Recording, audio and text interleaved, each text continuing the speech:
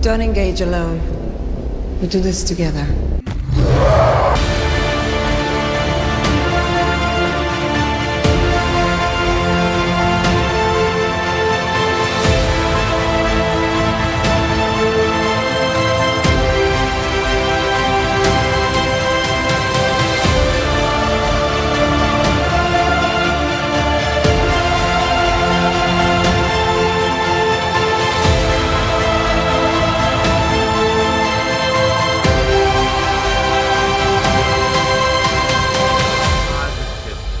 Yeah! Yeah! We got it! We got it! New 52 booklet. Somebody clip this. Welcome to Justice League Rewatch, where we do some returning. So, Nick, what do you think of this episode? I thought it was Amazo. Yeah. You set me up for that. You set me up, you son of a biscuit.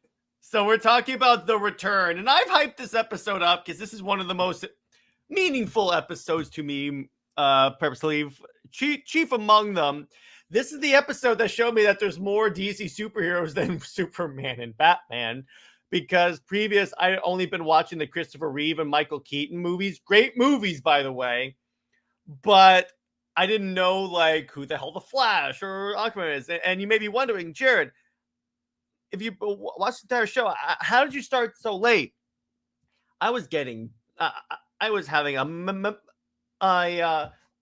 medical procedure done one day, and in one of the, so it was in this little infusion center. They had a TV with a VHS player, and you could pick little movies. One of them was Justice League Unlimited, and it was that episode. And in fact, it stuck with me so well that I got a Steel action figure from the episode. I didn't know who the hell this guy was until recently, so I'm like, hey, Steel! What? Well, I didn't know Shaquille O'Neal guest starred in this episode. Jesus. So, Nick, what'd you think of this episode in general first, and then we'll go into more specifics? I'd say, memes aside, I thought it was really good. Had some really good messages towards the end. Like, I would say like Lex Luthor's speech to Amazo is probably in like the top 10 of like Justice League like moments of and whatnot. Well, yeah, about finding one's purpose. Yes, and Jared, I think it's safe to say your purpose is to lord over all the comics. Yes, that is true. So I appreciate that. But yeah, I dug that. I remember when the Amazo episode ended in season 1, all the way back then. I told you he'd be making a comeback, and oh boy, does he! Because he faces like every Justice Leaguer, and no one can stop this guy. Yeah, it's crazy. So what you? Yeah, go ahead. The only thing that could stop Amazo was Amazo. True that. Now, so there are a couple. And now, here's a funny thing, Nick. I just rewatched this episode today. This is the first time I noticed this detail. So it opens up, and Jon Stewart wants to transfer to Oa because of personal issues, and notice that even Ganthet knows. The Green Lantern Corps is a military institution dedicated to the protection of the galaxy. We will not alter our decisions, disrupt our plans simply because of your personal problems. It's our business to know these things. So I'm thinking he's not comfortable being on the same planet as Shiera, or he needs to get away from Earth. So I'm like, I just noticed that now. I'm like, oh wow. And even the Guardians know that. Like, yeah, the Guardians like, yeah, we know, dude. Yeah, like, but you're kind of putting the cart before the horse. That was literally the last minute twist. Mm-hmm. Well, no. This was in the beginning of the episode. What happens later is in the last minute twist. So Now, here's the fun part. This episode features so many DC characters. I know them now, but when I was watching this as a child, I was like, "Who the hell is this dude in like a? Who is that lady shooting light? Oh, that's Dr. Light, of course." Yeah, I will say the only reason I recognize even some of these characters is because of DC Universe Online. Like, Yeah, for exactly, example, because they're all here. Like the green woman, like that's like fire. Like Mhm. the only reason I recognize her is because she gave me a quest. Nice. She gave me stuff. Oh, and she'll do a she'll have a role in a Flash themed episode later, and yeah, but I also like seeing who they put at each level of defense, because you got like Dr. Light, you got Superman, and remember, I'm still getting used to seeing Superman in a space suit. Yeah, that's a DCAU thing for sure. Yeah, which I'm like, okay, it's fine. I get why they're going for it. So, but it's like Green Lantern, Stripes for you Stargirls fans, and yeah, and you get like, I love how like Amazo savages Red Tornado. He just heat visions him in half, and then Red Tornado just explodes. Yeah. And I love where, okay, so the android's coming for Lex Luthor. So Supergirl and Steel take Lex Luthor to the one place that no one would ever expect to find him, and it's a barbershop. And I love Steel's comment on that. Gotta hand it to you, Luthor. Nobody would think to look for you here. Yeah, it does make some sort of sense. My thing is, crap, I forgot what I was gonna say. All right, well, also it's kind of funny. We have 2 episodes back to back that feature Supergirl. Actually, not really back to back, but you get my idea, because she just encountered Galatea, and not just featuring her, but like he's actually like Supergirl had more of a role in this episode than Superman. Superman honestly had a cameo at best. Yeah, because he got like wiped out until the Green Lantern Corps showed up again. So the crux of this is that they think Amazo's showing up to take out Earth because he had taken out Oa. We later find out that's not true, but that's what the superheroes think happened. Also, there's a really big return that we're not even talking about. Who, Kyle Rayner?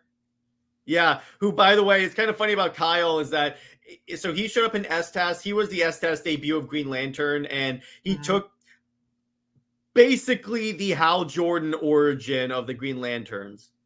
Yeah. Which I was fine with that. I like Kyle as a character. He's cool. And so the episode is basically one big epic battle, and to a certain degree, because we've had a lot of episodes where like people talk and philosophize, and you still have that, but this was like mostly action. I think it's a good palate cleanser. Yeah. So one thing that stood out to me, and I really like how smart this is they pick up Lex Luthor, and Lex Luthor ditches him, but it turns out they had a backup plan, and his name was Ray Palmer. Yeah, I love that. And you mentioned something interesting about Ray Palmer in our Twitter chat. Do you want to reveal it to the audience? So, when I was watching the episode, I was like, that voice sounds really familiar. It's like, I knew I had heard it somewhere. So I looked it up, and so if any of you guys are Scrubs fans, the voice actor is John C. McGinley, who also plays Dr. Cox on Scrubs. So that's why you said Dr. Cox is the Atom. Yeah, because the voice actor is John C. McGinley. Like, I just love that this show just randomly pulls, like, and you gotta realize, Scrubs was airing when this was, like, so John C. McGinley is probably, like, about at his height in terms of, like, star power, you know? Yeah. So, and like, just randomly pull these actors for these roles, it really shows how big Justice League is. Yeah, the pull that these, yeah, exactly. And I like the Atom working with Lex Luthor, but Lex Luthor is also being very like Lex. He's being very hostile, and so nothing stops him. In fact, even like Wonder Woman showing up doesn't stop him. And so it's the android versus Lex Luthor, and I love where Ray shrinks and he thinks, okay, he'll never be able to find that. And then the android's like, I knew you were going to do that. Did you really think I couldn't follow you? Do you want to know one way you could You want to know one way you could get Wonder Woman so pissed off that she just tears Amazo from limb to limb? Attack Superman. You tell Amazo tells Wonder Woman, you will never be with Batman. No, actually, she would be like, yeah, that's a good point. No, what you really have to do to make Wonder Woman tear you apart is to start singing the praises of Lois Lane. Don't talk about the competition! Yeah. Or say that like Cal will never be yours, and then she will, and then Diana will go off with his head. You know, it would be really funny. Like, obviously, when you get your girlfriend, future wife, you start cosplaying. What if you were at a con and like you were like Superman and she was Wonder Woman? Yes. And then she leaves me for the Batman cosplayer. No, even better. You make a little TikTok where you find a Lois Lane cosplayer. Well, for one thing, I refuse to be on TikTok, so or you make a YouTube short then. So how about that? Mm-hmm. And it's like a skit of like the Lois Lane cosplayers trying to like flirt with you. The Wonder Woman cosplayer comes. No, you know what I'm gonna do? I'm gonna recreate the meme of like that dude. He's walking with the girl in his arm, and he's watching the other girl as she walks past him, and the girl walking past him is Wonder Woman. I just know one of your wedding photos is you're gonna have like your wife in like the cover of Justice League. You're gonna recreate it. Yeah, I'm going to do my best to recreate Justice League 12, and I'm going to put Suck It Wonderbat. No. You're going to have me hold the sign in the background that says Suck It Wonderbat. Yes, exactly. No, and you're specifically going to have me hold that sign. And then I'm going to have someone else say, Suck It Warner Brothers. But anyway, just for fun. No, what it is Zack Snyder is at your wedding because of this. That'd be awesome. You and Zack Snyder are actually friends. And when you're doing that, you actually have us say "Suck It, Warner Brothers" off camera. Yeah. So anyway, back to the episode. The Green Lantern Corps shows up, and they're gonna like nuke the entire planet to take out the Amazo android. Not before Dr. Fate shows up, and he goes, "Don't worry, I'll take care of this." And then Amazo reveals, "I didn't take out Oa. I just teleported it to another dimension. It was in my way." Which I thought was pretty funny. Mm-hmm. Go ahead. I mean. Okay, fair play, I guess. He could do. At least he didn't take it out. So Dr. Fate teleports Amazo away, and everything's fine. So then we teleport to the Tower of Fate, which we meet a very, very nice character voiced by Jennifer Hale. And I knew as soon as that appeared, like, okay, this is why this is one of Jared's favorite episodes. Yeah. Now, let me see. Hang on. And then, so that happens. And then we reveal that, you know who else is hanging out with Dr. Fate? Freaking Hawk Girl! Da, da, da. Yeah, it almost literally does that. I mean, it literally can feel that, so. Yeah. But, so what'd you think of that reveal? And by the way, she will return. I would hope so. I thought it was a really good reveal. Mm-hmm. So Jared, before we go, I think we have a meme of the week to show off. That'll be on a different show because that's like more on the general Under Two Capes or Comics League Dark. But yes, I will show that off. But anyway, so let's go over some trivia real quick before we wrap up. Let me scroll down to find the trivia. Okay, this is the first episode of Justice League Unlimited where the end credits have clips of like future episodes and stuff. When Amazo is telepathically searching for Luthor, the latter is heard instructing Adam on Heisenberg compensators, a reference to Star Trek. It also could be it's a reference in hindsight because Heisenberg. Breaking Bad hadn't even started by then, but I'll take it.